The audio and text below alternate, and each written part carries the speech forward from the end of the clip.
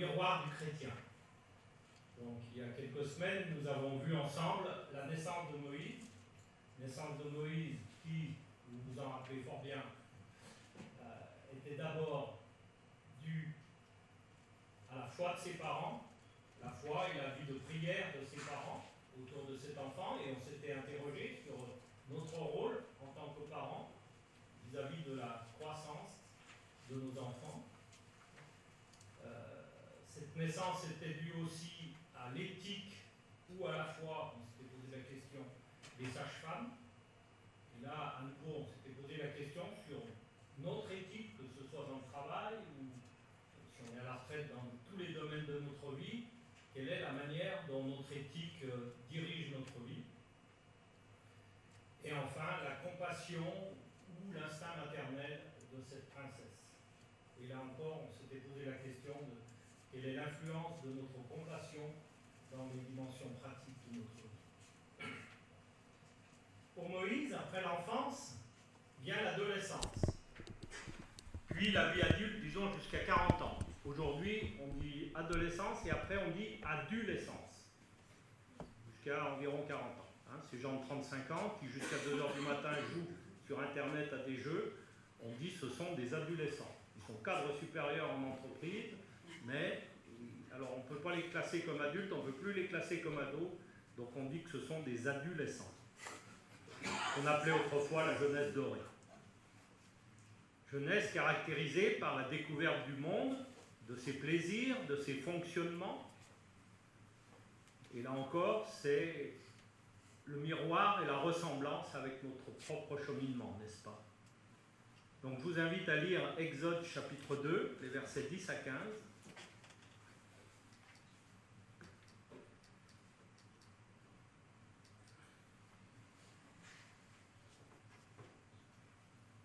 Quand il eut grandi, Exode 2, 10, quand il eut grandi, elle, donc sa mère, l'amena à la fille de Pharaon, et il fut pour elle comme un fils.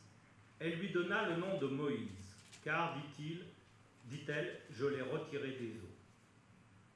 Le temps passe. En ce temps-là, Moïse, devenu grand, se rendit vers ses frères, et il fut témoin de leurs pénibles travaux. Il vit un Égyptien qui frappait un Hébreu d'entre ses frères. Il regarda de côté et d'autre, et voyant qu'il n'y avait personne, il tua l'Égyptien et le cacha dans le sable. Il sortit le jour suivant, et voici 2 Hébreux se querellaient. Il dit à celui qui avait tort, mais pourquoi frappes-tu ton prochain? Et cet homme répondit, mais qui t'a établi chef et juge sur nous? Penses-tu me tuer comme tu as tué l'Égyptien? Moïse eut peur. Et il se dit, certainement la chose est connue. Pharaon apprit ce qui s'était passé, et il cherchait à faire mourir Moïse. Mais Moïse s'enfuit de devant Pharaon. Il se retira dans le pays de Madian, où il s'arrêta près d'un puits. Et puis dans le livre des Actes, au chapitre 7 et au verset 20, livre des Actes, chapitre 7, verset 20, le même récit présenté un peu différemment. À cette époque, naquit Moïse, qui était beau aux yeux de Dieu.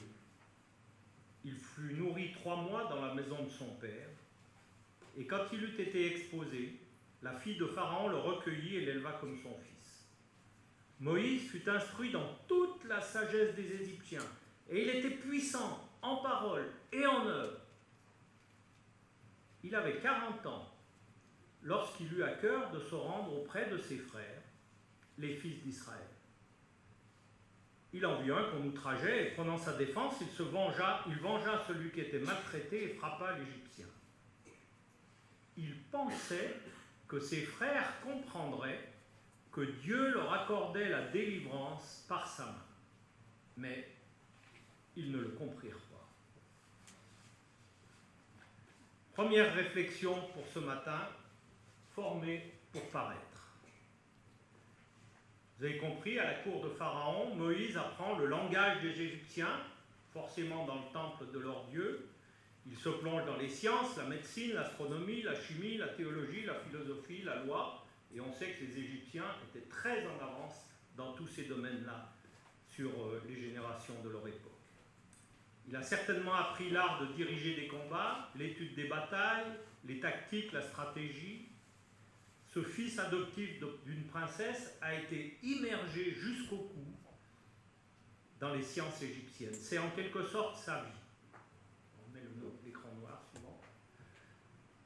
La Bible nous précise également que les études assidues et la formation de Moïse ont fait de lui un homme puissant en parole et en œuvre. C'est-à-dire qu'il s'est fait un nom, qu'il a gagné le respect des Égyptiens.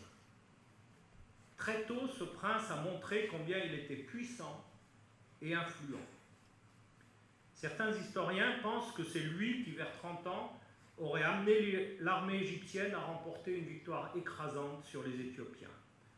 Ça pourrait être donc un militaire aguerri par les combats, un chef, un fin stratège. Et comme il était puissant en parole, ça implique aussi qu'il était capable de galvaniser ses troupes et les foules. Peut-être était-il le numéro 3 ou 4 du pouvoir égyptien. Il était en tout cas le prétendant idéal comme chef de peuple. De plus, comme tout prince de son époque, au niveau argent, plaisir, sexe and drogue, s'éclater, jouir, c'était aucune limite. À la cour, Moïse apprend donc le pouvoir de la science, de la force, de l'argent, ainsi que la réalité des dieux égyptiens. Et donc, il est forcément dans une vie de compromis, puisqu'il nous est dit qu'il connaît ses racines juives. Donc, une vie de compromis à la cour de Pharaon qui est tellement différente de la vie à la cour d'un Joseph, qui l'a précédé, ou à la cour d'un Daniel, beaucoup plus tard et dans un autre pays. Or, nous pouvons lire ensemble ce que dit Romains chapitre 8, Romains chapitre 8, verset 7.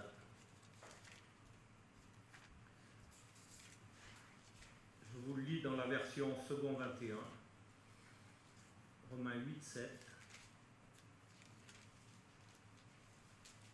En effet, la nature humaine tend à la révolte contre Dieu parce qu'elle ne se soumet pas à la loi de Dieu et qu'elle n'en est même pas capable.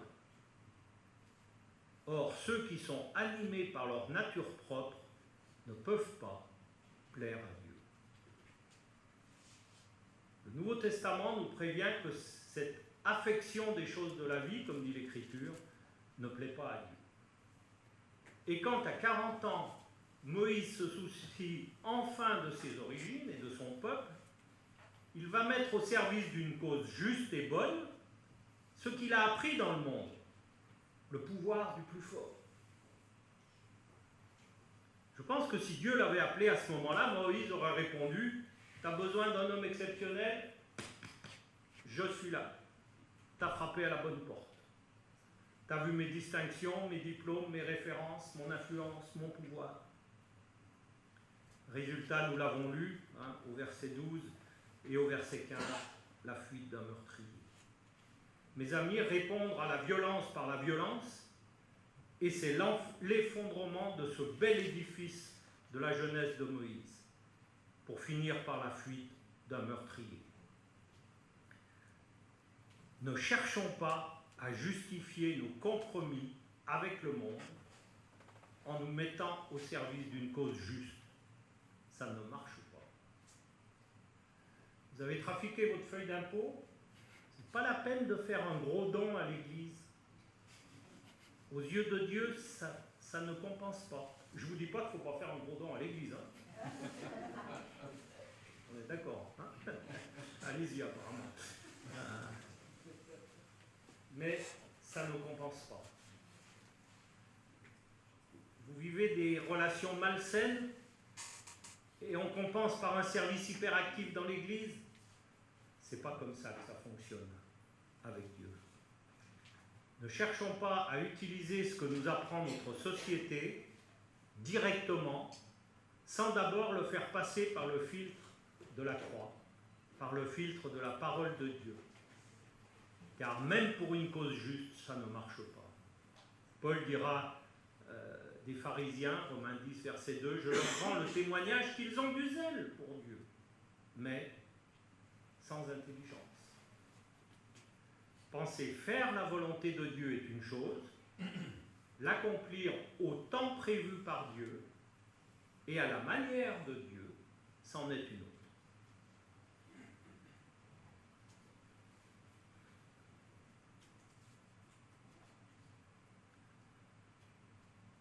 Je répète, ne cherchons pas à utiliser le résultat de nos compromis en les mettant au service d'une cause juste, ça ne marche pas. Alors certains parmi vous pourraient objecter, surtout si vous connaissez votre Bible à fond, comme c'est le cas dans cette église depuis plus de 30 ans, presque 40 que je vous côtoie, diraient, mais dans Hébreux 11, c'est pas comme ça qu'on nous présente Moïse. Moïse, dans Hébreux 11, 25, on nous dit, Moïse refusa d'être appelé fils de Pharaon, il préféra être maltraité, alors que là on nous dit qu'il a fui, n'est-ce pas? Il préféra être maltraité. Mais mes amis, qu'est-ce qui sépare Exode d'Hébreux? Jésus-Christ et la croix. Ce qui sépare le Moïse décrit dans l'Exode et le Moïse écrit dans Hébreux, c'est l'œuvre de la croix. C'est le pardon de Dieu qui efface tout. Quand Dieu pardonne, il efface. Il oublie, lui, il oublie totalement.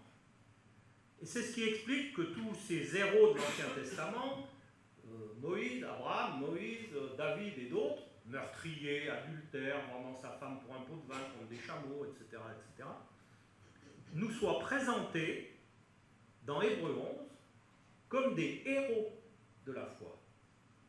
Pourquoi? Parce qu'entre-temps, il y a eu la purification par le pardon de la croix. C'est beau, non?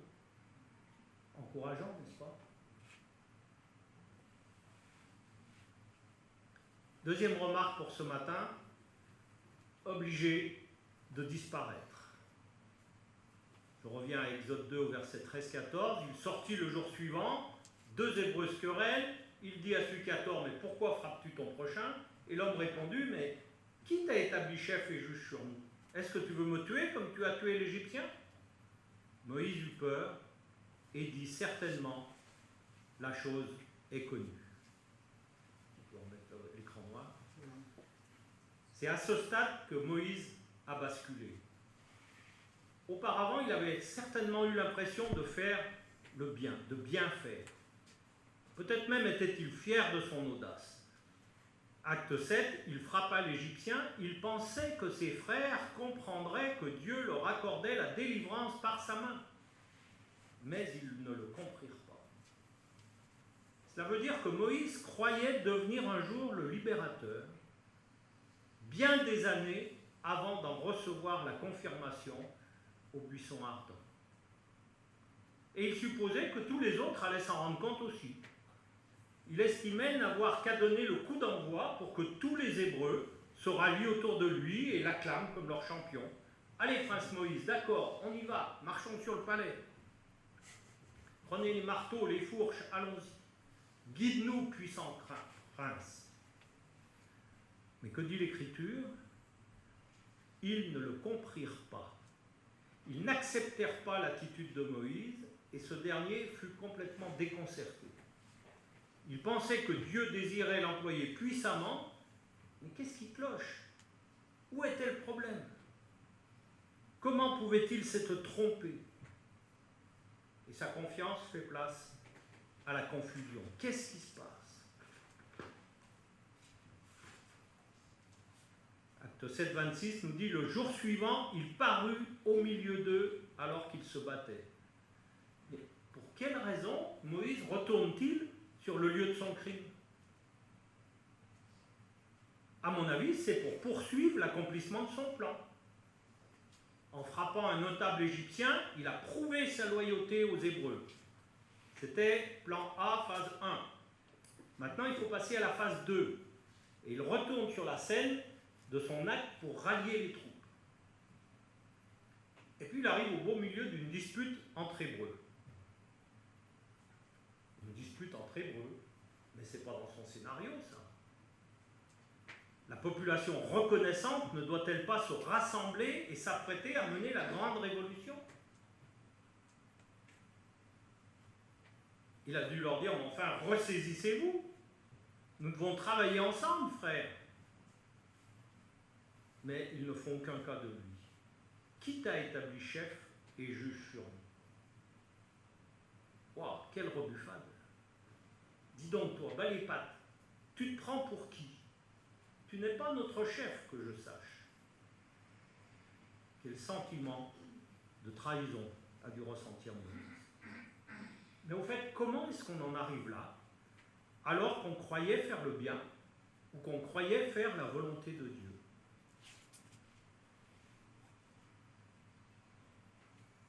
Parce que si on y réfléchit plus tard, dans la volonté de Dieu, ce n'est pas un Égyptien qui va mourir. C'est des dizaines de milliers. Toute l'armée ensevelie dans les eaux. Alors où est le problème? Mes amis, je crois qu'une des attaques les plus subtiles de l'ennemi, c'est de m'inciter à agir avec mes propres forces, ce que la Bible appelle la chair, et à faire une chose bonne, ici réparer l'injustice, au mauvais moment. Mais la suivante. Okay. Comment procède-t-il l'ennemi? Je pense que la plupart d'entre nous, malheureusement, on connaît le scénario. D'abord, on éprouve un sentiment de besoin. Et comme Jephthé, par exemple, on prononce un vœu, un engagement stupide, et après, on passe le reste de sa vie à le regretter. On cherche à accélérer le processus, à l'instar d'Abraham et Sarai. Et plus tard, on se retrouve avec un Ismaël sur les bras. Et un Ismaël qui se moque du véritable fils de la promesse. On peut mettre le tableau noir. Vous négligez de demander conseil à Dieu et d'attendre son œuvre, et vous vous mettez à prendre les choses en main. En tout cas, si vous avez un caractère un peu bulldozer comme le mien, c'est ce qu'on fait. Et invariablement, on fait un bout gâché. Et on se retrouve avec un cadavre sur les bras. C'est comme ça que Satan a tenté Jésus en Matthieu 4. La fin de Jésus, c'était légitime. Alors agis tout de suite pour l'apaiser, là, maintenant. Et Jésus de lui répondre, à l'heure de Dieu seulement. Pas à la tienne, pas à la mienne.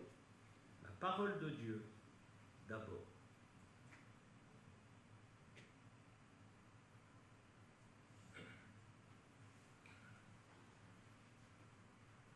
Et ce qui est étrange quand même dans l'histoire de Moïse, c'est que nous, quand ça nous arrive, on maquille très bien nos erreurs. Je suis surpris que Moïse ne soit même pas parvenu à enterrer correctement l'Égyptien dans le sable. J'ai l'impression, si vous visualisez, de voir les orteils du cadavre qui dépassent du sable. En tout cas, il n'a pas réussi à le recouvrir convenablement.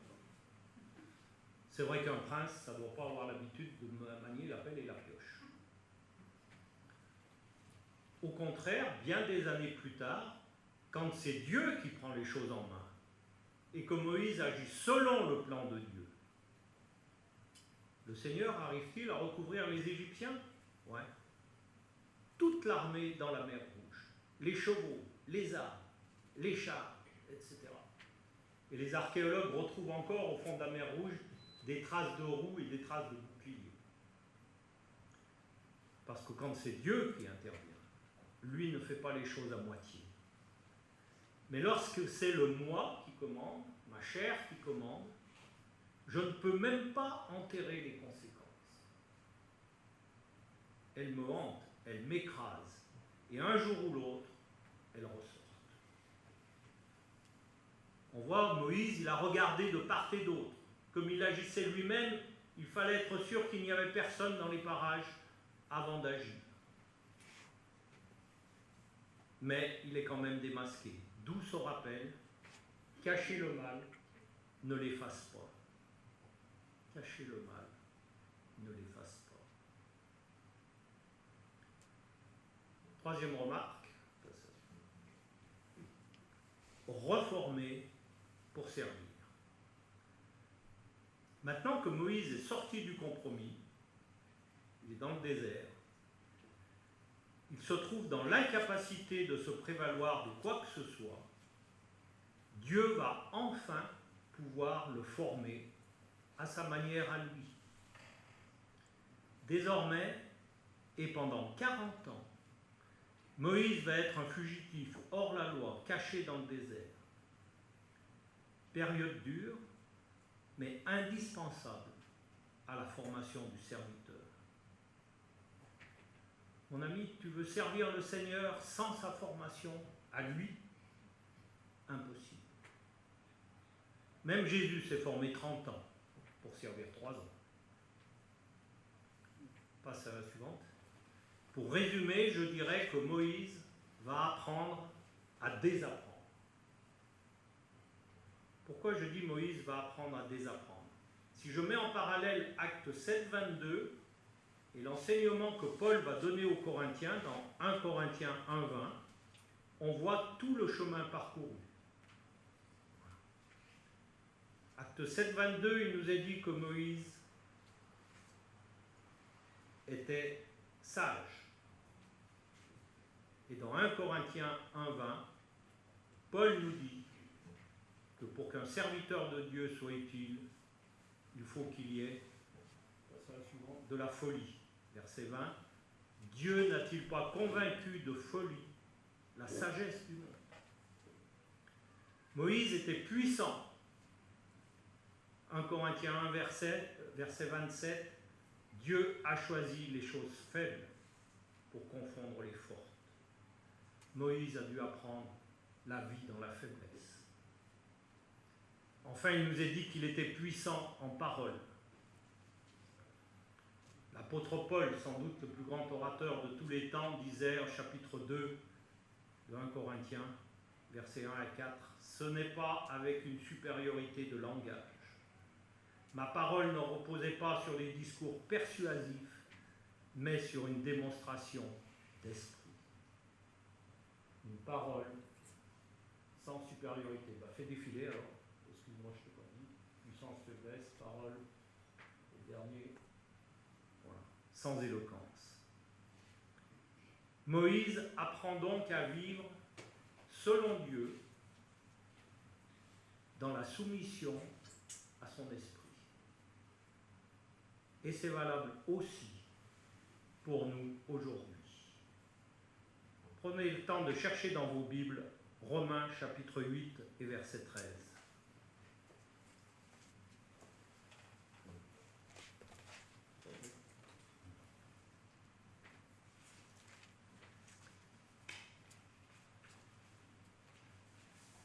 Alors, il est projeté derrière moi autrement. Si par l'esprit vous faites mourir les actions du corps, vous vivrez. Si par l'esprit vous vous défaites de votre ancienne formation pour acquérir la nouvelle, vous vivrez.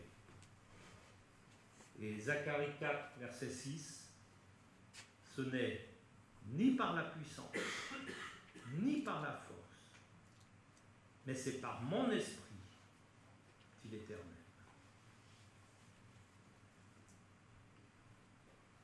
Et c'est 40 ans plus tard, après que Moïse ait appris tout cela, que Dieu appelle Moïse comme libérateur de son peuple et qu'il l'envoie.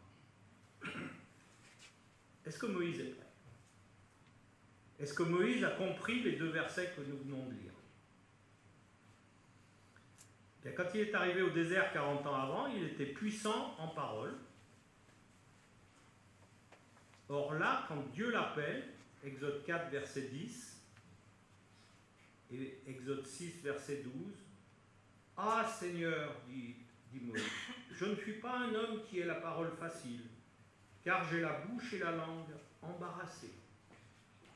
Comment Pharaon m'écouterait-il, moi qui n'ai pas la parole facile ?»